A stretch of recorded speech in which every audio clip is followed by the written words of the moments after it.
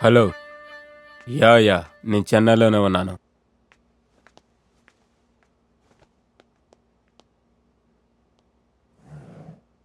నిజమే. ఆ రోజు టాప్ 1 to 10 ర్యాంకింగ్లో విల్సన్కి ఎదురు చూడని ఒక రోజుగా ఉంటుంది. Any guess 4 of a kind. తను గెలిచాడు. బట్ అన్ఫార్చునేట్లీ నేను నా కార్డ్ని ఫోల్డ్ చేశాను.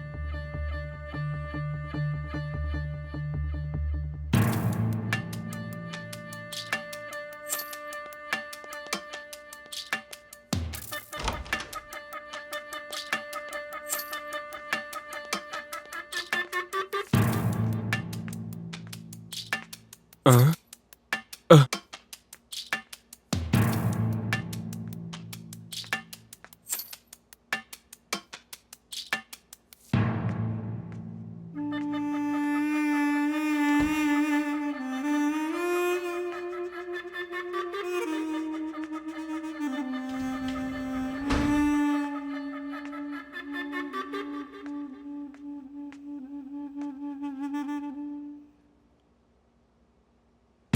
డానియల్, ల్యాప్టాప్ని యూజ్ చేసావా? లేదు.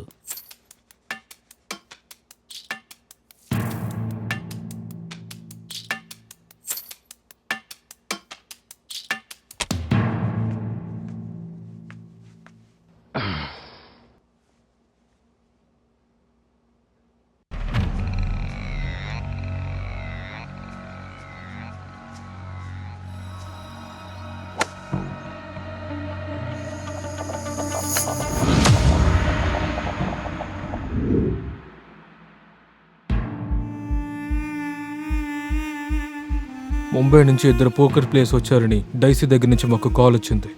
కానీ వాళ్ళు ఒట్టి పోకర్ ప్లేయర్ మాత్రమే కాదు, దే ఆర్ షూటర్స్. ఒక అసైన్మెంట్ కోసం చెన్నైకి వచ్చారు. ఆ రోజు వాళ్ళ ల్యాప్టాప్ నుంచి నేను 2 విషయాలు తెలుసుకున్నాను. ఒకటి, మా అమ్మ నాన్న చనిపోయినందుకు వీళ్ళే కారణం. ఇంకొకటి, వీళ్ళు ఎప్పుడూ ఓడిపోయిందే లేదని. ఇద్దరు డిసైడ్ చేయాలి వీళ్ళ ప్లాన్కి ప్రీ ప్లాన్ చేయాలని.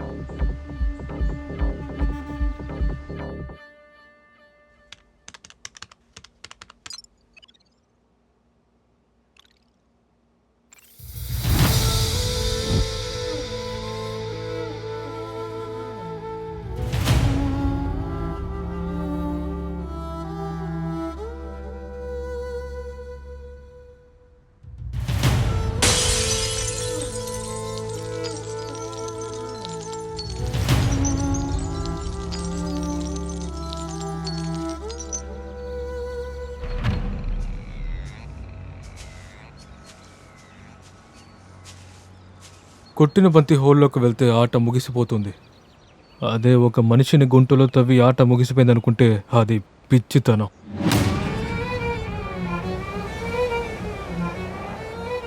इस खेल के साथ साथ तुम्हारा नाटक भी जल्दी खत्म हो गया.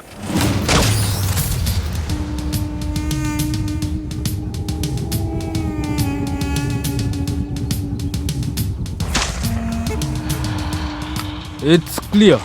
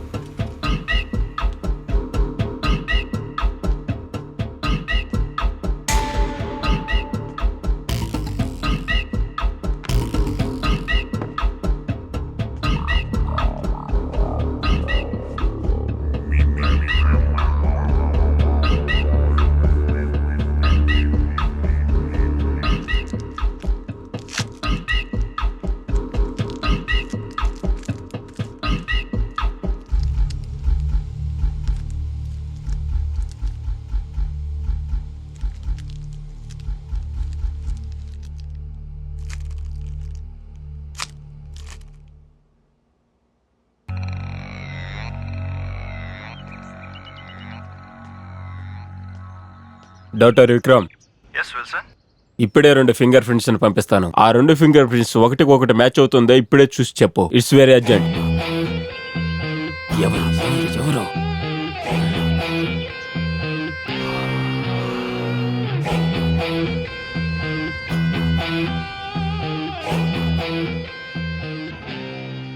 ఒక విషయం అడగటానికి కాల్ చేశాను. జయదేవికి పిల్లలు ఉన్నారా? ఆ రోజు చేసిన చిన్న తప్పు వల్ల ఈ రోజు మనం అనుభవిస్తున్నాం. తనను విడిచి తప్పు చేశాం, కానీ ఈసారి మొత్తం ముగించేద్దాం. ఆ? లేదు, తన పని ముగించేసి కాల్ చేస్తాను.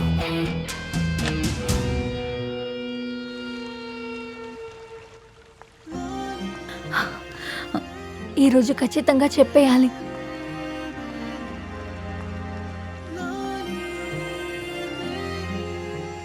హాయ్ అంకిత, హాయ్. ఏంటి విషయం? ఎందుకు నన్ను ఇక్కడ రమ్మని చెప్పావు?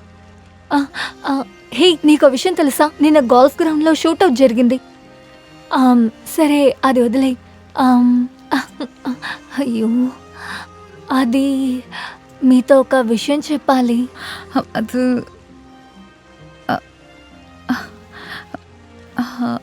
అంకిత, నేను నీకు విషయం చెప్పాలి. అంటే మీరే ముందు చెప్పండి. రాహుల్,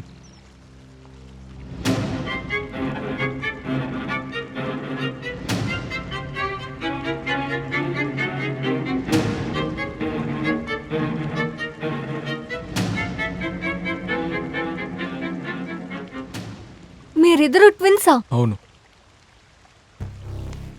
ఆ రోజు నువ్వు చూసింది నిజమే, షూట్అవుట్ జరిగింది కూడా నిజమే. షూట్అవుట్ జరిపించింది వేరెవరో కాదు, నేనే. వాట్? మీరు చిన్న చిన్న తప్పులు చేసుకుంటూ జాలీగా జీవిస్తున్నారనుకున్నాను, కానీ మిగతా వాళ్ళని చంపుతారని నేను అస్సలు ఊహించలేదు. తాను జీవించడం కోసం మిగతా వాళ్ళని చంపే ఒకరితో ఫ్రెండ్గా ఉన్నాననుకుంటే నాకు అసహ్యంగా ఉంది. జస్ట్ స్టాప్ ఇట్ అంకిత.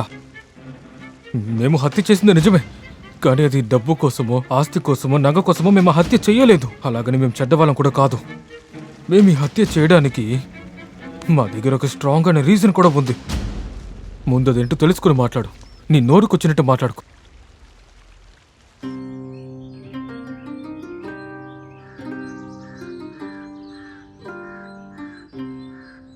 అందరిలాంటిదే మాది ఒక అందమైన కుటుంబం. అమ్మ నాన్న మేమిద్దరం బ్రతుకుతే నిజాయితీగానే బ్రతకాలని మా నాన్న లక్ష్యం. నా అమ్మగారు అందరూ బాగుండాలనే కోరుకుండేవారు. పూజ పునస్కారాలు, భర్త బిడ్డలు, అదే ఆవిడ ప్రపంచం.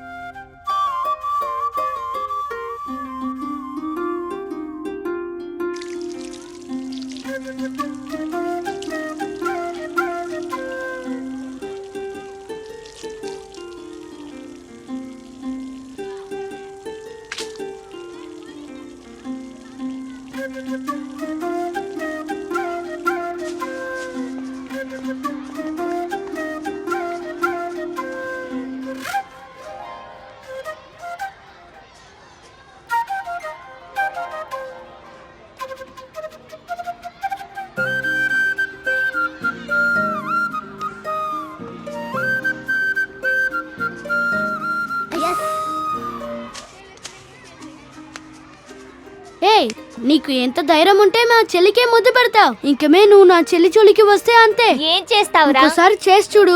ఏం చేస్తాను చూడు. నన్నే కొడతావా? ఈ రోజు నేను నిన్ను ఊరికే వదిలిపెట్టనురా. తలుపు మూసాను, గడి కూడా పెట్టాను. ఈ క్లాస్ రూమ్ లో ఉన్నవన్నీ నావే. నువ్వు మారవా? ఇందాక తిట్టింది నీకు చాలా లేదా? రాహుల్,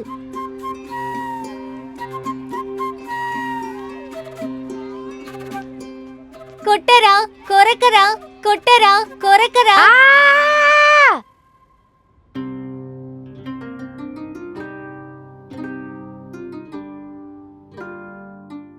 మోసం చేసేవాళ్ళంటే, తప్పు చేసేవాళ్ళంటే నాన్నగారికి అసలు నచ్చదు. బిజినెస్ విషయానికి వస్తే చాలా స్ట్రిక్ట్ అయిన వ్యక్తి, కల్లా కప్పటం తెలియని మనిషి. అయినా కూడా ఆయనకి అప్పుడప్పుడు ఫోన్ కాల్స్ వచ్చేటప్పుడల్లా ఆయన చాలా టెన్షన్ పడేవారు. మాకు ఎందుకు కూడా అర్థమయ్యేది కాదు.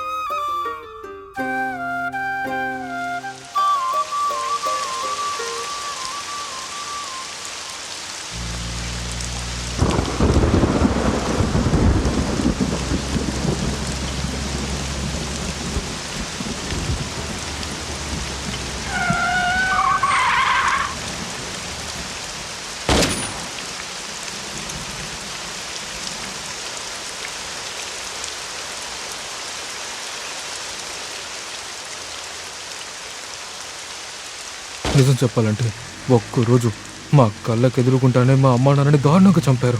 నిజాయితీగా ఉండటానికి మా నాన్నగారికి చావే వచ్చింది. అప్పుడే మాకు అర్థమైంది ఈ లోకంలో నిజాయితీ అసలు ఎందుకు పనికిరాదని.